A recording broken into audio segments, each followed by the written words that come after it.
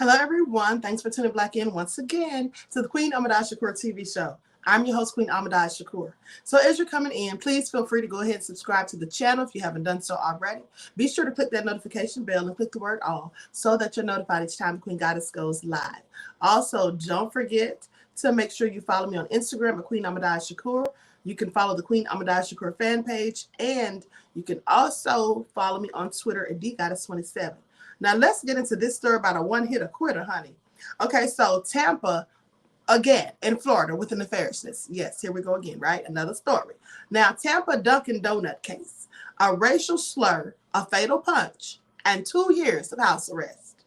So Corey Pujols pleaded guilty to felony battery for throwing a punch that killed a man who called him a racial slur.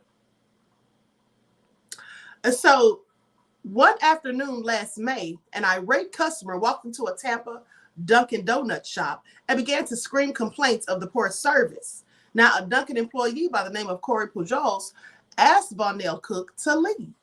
Cook continued on his tirade, and then he proceeded to call Pujols the N-word. Now, Cook continued just spewing, vulgarities and being so obnoxious. And so Pujols, who was black, stepped out from behind the counter and warned him not to say it again. Well, Cook then said it again. Now, Pujols punched him. The blow knocked Cook to the floor where he hit his head. He ended up dying 3 days later. Pujols, age 27, was charged with manslaughter. But on Monday, after 10 months after the fatal punch, the case against him ended with a guilty plea to a reduced charge of felony battery. So in an agreement with prosecutors, Pujols received a sentence of 2 years of house arrest to be followed by 3 years of probation. Now, he was also ordered to complete 200 hours of community service and to attend anger management classes. Now, Grayson Cam, a spokesman for Hillsborough State Attorney Andrew Warren, said prosecutors considered the totality of the circumstances, including Pujols' youth, his lack of a criminal history, and the fact that he did not intend to cause Cook's death. They also considered Cook's behavior and what he actually said. Some things are considered fighting words by many. Now, 2 of the primary factors were the aggressive approach that the victim took toward the defendant and everyone working with the defendant. He was also as equally hostile with them, and that the victim repeatedly used possibly the most aggressive and offensive term in the English language. Now, Pujols stood quietly beside his attorneys during a brief court hearing on Monday, wearing a mask, a dark suit, and he spoke only to answer a few routine questions from Judge Christine Marlewski. Now, meant to ensure that he understood, to ensure that he understood his guilty plea. His attorney, Darren Johnson, declined to comment afterwards. Now, Cook, who was 77 years old, was a regular customer at the Dunkin' Donuts, in which he shared a business space with the Circle K convenience store at 410 South 50th Street in the Palm River area. Now, they say it was just before 1:30 p.m. on May the 4th that he showed up at the drive-thru line and tried to order a coffee. The Dunkin's employee had trouble hearing him, and he began to berate them about their terrible service. So he literally got this mad because somebody couldn't hear what he was saying. So the employees told Cook to leave, but instead he simply parked his car, got out, walked in. He said, "Y'all want trouble? I'll show you trouble. You want smoke? I'm going to bring the fire." So that's what he did. Went in and started all this mess, right? Now, Pujols told a coworker to call the police. Cook approached the counter and continued to argue with Pujols, who stood about 6 feet away from him, separated by a waist-high swinging door. Now, when Cook uttered the N-word again, Pujols walked through the door, his hands at his sides. Honey, that was his time to run. That's what he should have done, clearly. He should have had sense enough to run, get in his car, and leave. But no, he didn't. Now, he warned him not to repeat it. When Cook did, Pujols slugged him in the jaw. He then moved away from him.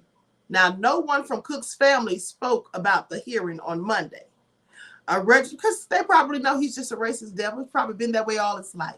And now in his 70s, he's continuing to carry out this foolishness. And this is where it got him. Now, I'm not saying you should put your hands on someone. You should absolutely not resort to violence unless absolutely necessary. But I mean, some people just, almost like they're asking for it, right? And so a registered sex offender, this is what Cook was now, the man who turned up dead or ended up dead. He was actually a registered sex offender. He made headlines in 2006 after police raided his home and found surveillance cameras mounted around a bed. There was homemade videos and DVDs and boxes of photographs of nude men and boys. And this is all according to reports. So he was accused of using comic books, candy, and video games to lure teenage boys to his home.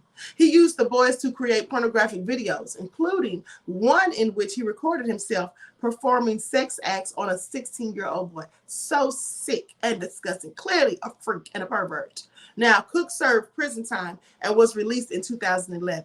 Well, he shouldn't have been released. I think pedophiles should always be in prison and never let out under any circumstances, because that's something you can't get rid of. Okay, that's just who they are. That's just who they are, in my opinion. So anyway, he's now dead. But unfortunately for the man who hit him, he got 2 years on house arrest, which isn't so bad considering he could have been in prison. But he has 3 years on probation afterwards and has to take anger management classes, which he clearly does need the anger management, I believe. So anyway, and this old man was 77 years old, and you out there trying to fight somebody and getting all up in people's faces and calling them racist slurs. Make it all make sense, beloveds. So anyway, with that all being said, that's the end of this broadcast. They say according to court records, Cook was berating the man and just going on and on about this poor customer service. And then the fact that he refused to leave. They actually gave him an out. Sir, just leave, okay? And here's the thing. Why should he have been told to leave when he was complaining about the poor customer service? Well, honey, why would you want to purchase anything from somewhere that had poor customer service to the extent that you have to just become irate? Should have just left, went on home, went to another store. But no. You see, the thing about psychopaths and sociopaths and narcissists, which is clearly what this man sounded like, well, they don't like being told what to do. And they don't like to feel like they got slighted in some way, even if they start the BS, okay? That's how some of them think. Many of them think. Because if he just left, that was too easy. Then it would look like they're just telling him to get out, just rushing him off. And he wanted to have the last say so. That's what it was. And now, as we can see, he's dead. So, anyway, with that all being said, I want to thank you all for tuning back in once again. Please like and share, subscribe to the channel if you haven't done so already. Be sure to click that notification bell and click the word all so that you're notified each time the Queen Goddess goes live.